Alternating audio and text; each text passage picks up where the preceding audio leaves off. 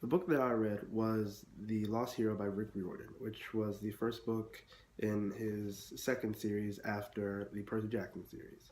So the book starts off with a character named Jason, who's seemingly normal, but wakes up with basically amnesia next to a girl named Piper, who claims to be his girlfriend, and a boy named Leo, who claims to be his best friend. Whilst on a field trip to the Grand Canyon for a school of basically troubled kids, they they pretty much they're caught in what seems to be a thunderstorm. It turns out to be they were attacked by storm spirits. Their school counselor, Coach Hedge, who is sort of seen as their protector, reveals himself to be a satyr assigned to protect the teams and fights the storm spirits. Jason instinctively pulls out a gold coin that turns into a magical sword, driving off the storm spirits who take Hedge with them. This may seem a little odd, out of place, but this is also in a world where Greek mythology is intertwined with modern culture, so this is actually not out of the blue. Annabeth Chase, a character from the past Percy Jackson series, arrives in a chariot looking for Percy Jackson himself. He has seemingly disappeared and has not been found by anyone. So she was disappointed not to find him, but takes the three back to Camp Half-Blood.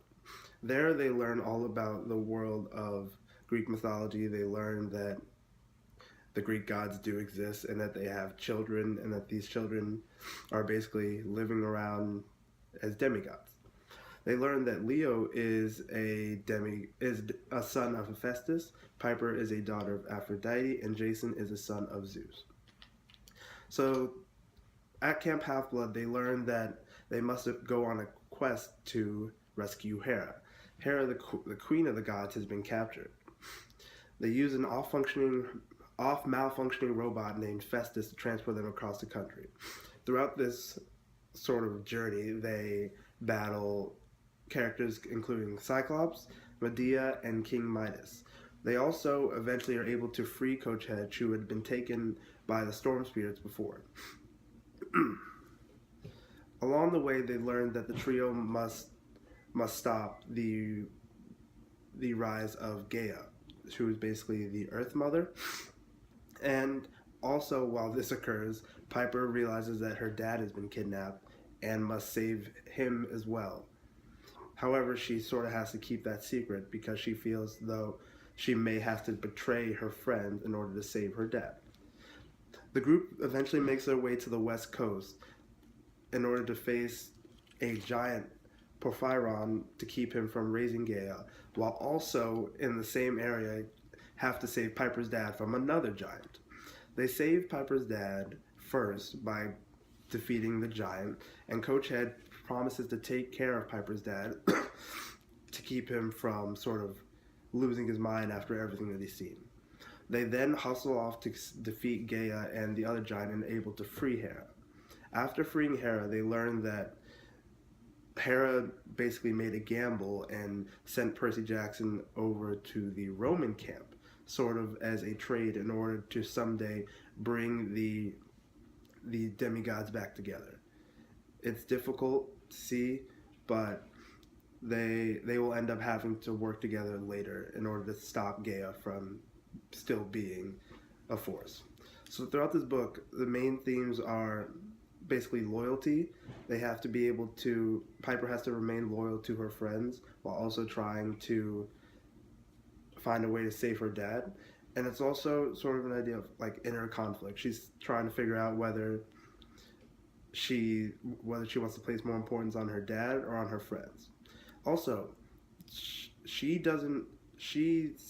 is dating Jason right now. Jason doesn't remember anything about her, so she's conflicted on whether if Jason even existed or anything like that. I actually really like this book. This was one of the first mythology books that I sort of enjoyed, so I would definitely recommend reading this book.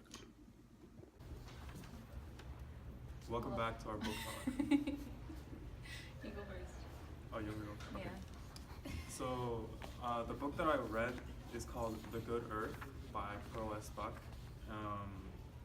It's a really classic book. So basically what happens is this poor rural farmer sort of at first amasses wealth by working really hard, but in the end he gets really corrupted with all the money that he got, and he starts doing really immoral things. And in the end, it can be seen that his land that he valued so much is going to get split up by his sons and sold, so his legacy is not going to continue. Was there like a major lesson to be learned? I think the major theme was basically how greed and like having enough ruins people, because if you don't have enough, you're always striving to achieve more and you're working hard, but once you have everything, then you're just sort of stagnant and rotten, essentially. So that was a major part, and that was represented by his regard for the land. At first, he's really cared about the land, but then he started to not as he got richer and richer. So, Would you recommend this book? I would actually recommend this book to, well, not to you guys, not to you, because I think you're a very big feminist, and since this is like old-time China, like they don't care about women at all, and they're just like treated like dogs basically. So I think you're gonna really hate it. But other than that, I think it's all good. All right. So, Okay. what about your book?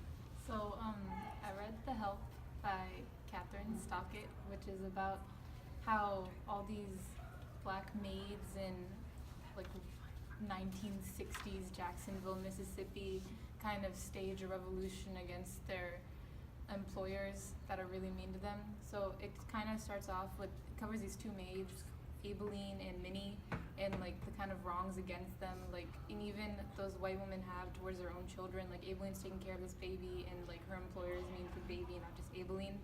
And it starts off because this another girl, like her name is Skeeter, she wants to write a book about all these wrongs and like publish it so that everyone kind of knows. And because the entire point is like someone should really do something about this. So they all decide, and at first everyone's kind of scared, but then all these events happen. Like this one lady gets another lady sent to jail for stealing a ring to pay for her kid's college. One girl starts like beating her child. One lady is trying to have the law passed so that it requires all white homes to have a bathroom for black people within it. So all these kind of wrongs mount up, and then all these maids decide that they do want to do something, and then they write this book together. And then when the book comes out, everyone kind of knows that it's about the town, and they know who is in which chapter, but they all don't want to admit it because they don't want to admit that what they did was so wrong. So it's kind of like a lesson learned, and there are a few, yeah, it was a good book. What was the major theme of this book? Well, I mean, there was a lot of racism, and then there was a lot of like trying to fight what's wrong, like always trying to like recognizing when someone's doing something wrong and trying to like not justify it, but trying to do something about it to stop it further. And there was also a lot of stuff about like generations, like the woman who writes the book is like younger than all the other people, and Aibileen is always trying to teach the kid that she's taking care of to like not be racist. So it was like, as time goes on, we need to stop this, and that was kind of seen throughout the book. Would you recommend this book to your loved ones and close friends? I would. It's very good, and it's pretty feminist too, in some ways. So yeah, I enjoyed it.